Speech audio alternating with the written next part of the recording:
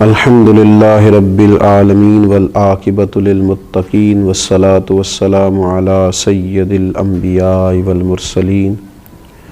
وعلی آلہ واصحابہ اجمعین اما بعد اعوذ باللہ من الشیطان الرجیم بسم اللہ الرحمن الرحیم ذرہم یأکلوا ویتمتعوا ویلہہم الامل فسوف یعلمون صدق اللہ العظیم اللہم صلی علی سیدنا و مولانا محمد معدن الجود والکرم وآلہ وصحبہ وبارک وسلم الصلاة والسلام علیک یا سیدی یا رسول اللہ وعلی آلک واصحابک یا سیدی یا حبیب اللہ۔ حمد و صلاۃ کے بعد اللہ تبارک و تعالی نے قرآن مجید میں ارشاد فرمایا، کفار کے بارے میں فرمایا ذرہم یأکلوا ویتمتعوا، آپ ان کو چھوڑ دیں کھانے کے لیے اور دنیاوی فائدہ اٹھانے کے لیے، ویلہہم الامل، اور انہیں ان کی امیدوں میں مشغول رہنے دیں، فسوف یعلمون، یہ ان قریب جان جائیں گے۔ کھانا پینا، برتنا، لمبی چوڑی امیدیں باندھنا، اس میں ہی ان کو مشغول رہنے دیں۔ اسلام لمبی امیدیں بنانے سے یا مستقبل کی منصوبہ بندی کرنے سے انسان کو منع نہیں کرتا۔ اپنے بچوں کے لیے، آنے والے وقت کے لیے اچھی منصوبہ بندی کرے۔ نبی اکرم صلی اللہ تعالیٰ علیہ وآلہ وسلم نے حدیبیہ میں صلح کی تھی تو 1 سال کی امید بھی دلائی تھی کہ اگلے سال ہم عمرہ کریں گے۔ نبی اکرم صلی اللہ تعالیٰ علیہ وآلہ وسلم نے منصوبہ بندی فرمائی، صحابہ کرام علیہم رضوان کو اجازتیں عطا فرمائیں۔ صحابہ کرام علیہم رضوان میں سے بڑی جلیل القدر شخصیات تھیں جو کوشش کرتی تھیں، منصوبہ بندی کرتی تھیں، اور جن کو بظاہر دنیا کہا جاتا ہے اس کے لیے بھی جد و جہد ہوتی تھی، جیسا کہ حضرت عثمان غنی رضی اللہ تعالیٰ عنہ کاروبار کرتے تھے، حضرت عبد الرحمن ابن عوف رضی اللہ تعالیٰ عنہ کاروبار کرتے تھے، منصوبہ بندی کرتے تھے، لیکن ظاہری طور پر تو یہ لگ رہا تھا کہ وہ کاروبار کرتے ہیں، لیکن دراصل تو وہ جو کماتے تھے وہ دین اسلام کی خدمت کے لیے کمایا کرتے تھے، اللہ تعالیٰ کے بندوں پر خرچ کرنے کے لیے کمایا کرتے تھے۔ منع نہیں کیا جاتا دین کے اندر، اسلام منع نہیں کرتا کہ آپ اچھی منصوبہ بندی کریں، آپ مستقبل کے لیے اچھی پلاننگ کریں، آپ ادارے قائم کریں، آپ تعلیم کے میدان میں، صحت کے میدان میں، آپ لوگوں کے لیے بنیادی ضروریات فراہم کرنے کے لیے اچھی منصوبہ سازی کریں، آپ وہ سارے وسائل جس کی دین کے اندر اجازت اور گنجائش ہے اور جس کا انسانوں کو فائدہ ہو سکتا ہے اور انسان جن سے فائدہ حاصل کر سکتا ہے وہ سارے کام کریں، دین منع نہیں کرتا۔ لیکن فقط دنیا میں گر جانا اور منصوبہ بندی جتنی بھی کرنا، امیدیں جتنی بھی وابستہ کرنا، پلاننگ جتنی بھی کرنا، وہ فقط اپنی دنیا داری کے لیے کرنا، یہ ایک نفسیاتی مسئلہ ہے، یہ روحانی بیماری ہے۔ میں دنیا کیسے اکٹھی کر سکتا ہوں، میں لوگوں میں مشہور کیسے ہو سکتا ہوں، میں پیسے کیسے جمع کر سکتا ہوں، آنے والے وقت میں میں کس طرح لوگوں کے بیچ رہ کے ان پر حکومت کر سکتا ہوں، یہ نفسیاتی الجھن ہے، یہ بندے کو پوری طرح الجھا دیتی ہے، انسان کمزور پڑ جاتا ہے۔ انسان منصوبہ بندی کرے مستقبل کی اچھی نیتوں کے ساتھ، لوگوں کے فائدے کے لیے، لیکن ایک بات کا وہ ضرور خیال رکھے کہ وہ دنیا سے جانے والا ہے، اسے رب کی بارگاہ میں پیش ہونا ہے، اسے کچھ منصوبہ بندی، کچھ کوششیں، کچھ کاوشیں اپنی قبر کے لیے، اپنی آخرت کے لیے، قیامت کے امتحان کے لیے، اللہ تعالیٰ کی بارگاہ میں کھڑے ہونے کے لیے بھی کرنی چاہیے۔ وہ سارا کچھ، جتنا کچھ بھی اللہ نے اسے صلاحیت دی ہے، اگر وہ اپنی ساری صلاحیتیں فقط دنیا داری میں ہی لگا دے گا اور سارے کام صرف اور صرف اپنی چند روزہ عارضی زندگی ہی کے لیے کرے گا تو یہ مومن کی شان نہیں، یہ مومن کا مزاج نہیں، یہ رسول اللہ صلی اللہ تعالیٰ علیہ وآلہ وسلم کا دیا ہوا پیغام محبت نہیں۔ تو لمبی لمبی امیدیں لگا لینا، لمبا پروگرام کرنا، صرف دنیا داری کے لیے ہی سارے لمبے منصوبے بنانا، دین نے اس کو پسند نہیں کیا۔ میرے نبی اکرم صلی اللہ تعالیٰ علیہ وآلہ وسلم نے فرمایا 4 چیزیں بدبختی کی علامت ہیں۔ ایک تو فرمایا کہ آنکھوں کا خشک ہو جانا کبھی بھی اللہ کے خوف سے ان میں آنسوؤں کا نہ آنا بدبختی کی علامت ہے۔ دوسرا رسول اللہ صلی اللہ تعالی علیہ وسلم نے فرمایا دل کا سخت ہو جانا یہ بدبختی کی علامت ہے، کہ تیرے دل میں کسی کے لیے درد نہ ہو، تیرا دل کسی کے لیے نرم نہ ہو، تیری طبیعت میں کبھی کسی بندے کے لیے ہمدردی پیدا نہ ہو، یہ بدبختی کی علامت ہے۔ اور تیسرے نمبر پر نبی پاک صلی اللہ تعالی علیہ وسلم نے فرمایا دنیا کی ہرس میں لگ جانا، لالچ پیدا کر لینا، ہوس پیدا کر لینا، میں کیسے کو زیادہ سے زیادہ مال اکٹھا کر سکتا ہوں، یہ بدبختی کی علامت۔ یہ دیکھیے یہ کس طرح کے روحانی امراض ہیں جو بندوں کو جکڑ لیتے ہیں اور ان کی روحانی زندگی کو برباد کرتے ہیں۔ چوتھے نمبر پر میرے نبی پاک صلی اللہ تعالی علیہ وآلہ وسلم نے فرمایا لمبی امیدیں وابستہ کرنا بدبختی کی علامت ہے۔ تو دنیا کے لیے مال جمع کر، دنیا کے لیے اسباب پیدا کر، تو دنیا کے لیے کوشش کر، پر یہ بھی تو دیکھنا تو نے دنیا میں رہنا کتنا عرصہ، یہ بھی تو دیکھنا کتنے لوگ تھے جو چلے گئے، کتنے لوگ تھے جو اپنا وقت گزار گئے۔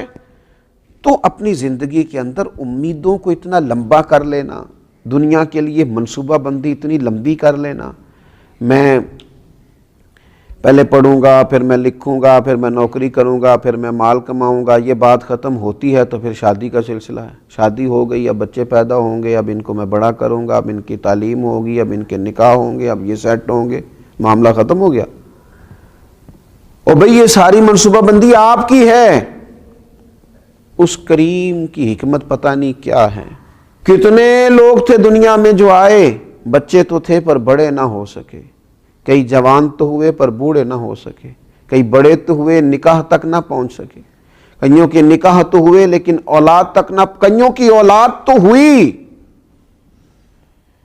لیکن ان کو پلتا نہ دیکھ سکے، ان کے بیاہ نہ دیکھ سکے،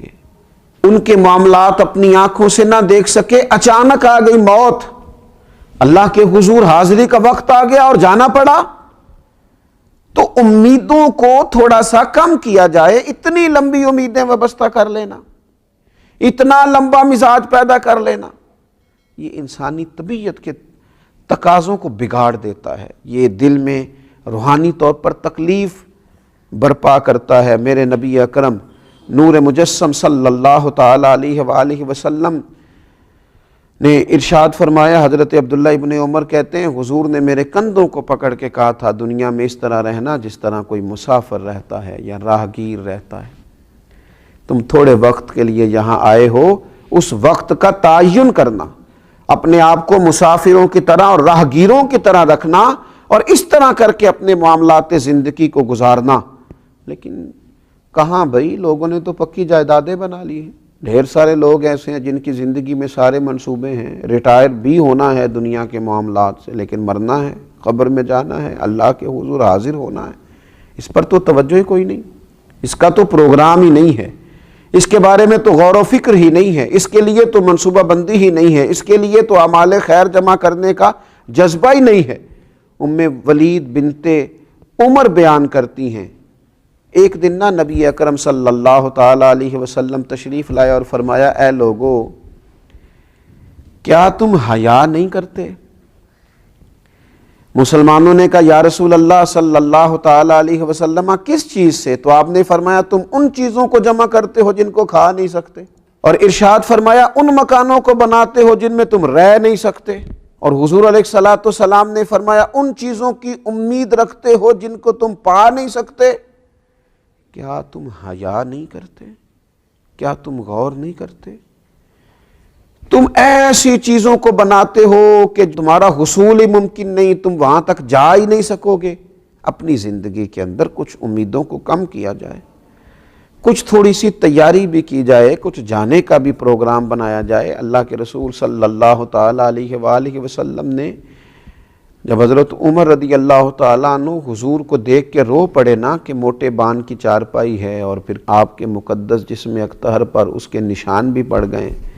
تو حضور علیہ الصلوۃ والسلام نے فرمایا تو عمر ہم دنیا میں تھوڑی دیر کے لیے آئے، کیا تم پسند نہیں کرتے کہ یہاں ہم تھوڑی تکلیف برداشت کریں اور آخرت کی ساری سعادتیں اللہ ہمیں ہی عطا فرمائے؟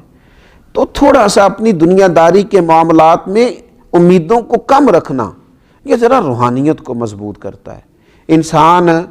مضبوط ہو جاتا ہے ذہنی طور پر، فکری طور پر، اور تھوڑا سا نا ذہن کو آسودہ کر لیتا ہے اگر یہ ذہن بن جائے تو. ورنہ ساری عمر بڑھاپے تک مال کی ہرس ہوس اور پیسہ جمع کرنا اور جناب لمبی امیدیں وابستہ کرنا، اور میں یہ کر لوں اور مجھے یہ مل جائے اور یہ چیز بھی کبھی میری ہو جائے اور یہ چیز بھی کبھی میرے ہاتھ آ جائے، یہ پھر بڑھاپے تک چلتا ہے. رسول اللہ صلی اللہ تعالیٰ علیہ وسلم نے ارشاد فرمایا کہ بوڑھے آدمی کا دل دو چیزوں میں ہمیشہ جوان رہتا ہے. عمر بڑھاپے کو پہنچ گئی، بڑھاپا آ گیا، یہ صحیح بخاری میں موجود ہے، مسلم میں موجود ہے، بوڑھے کا دل بھی دو چیزوں میں توانا رہتا ہے، جوان رہتا ہے، شباب پہ رہتا ہے.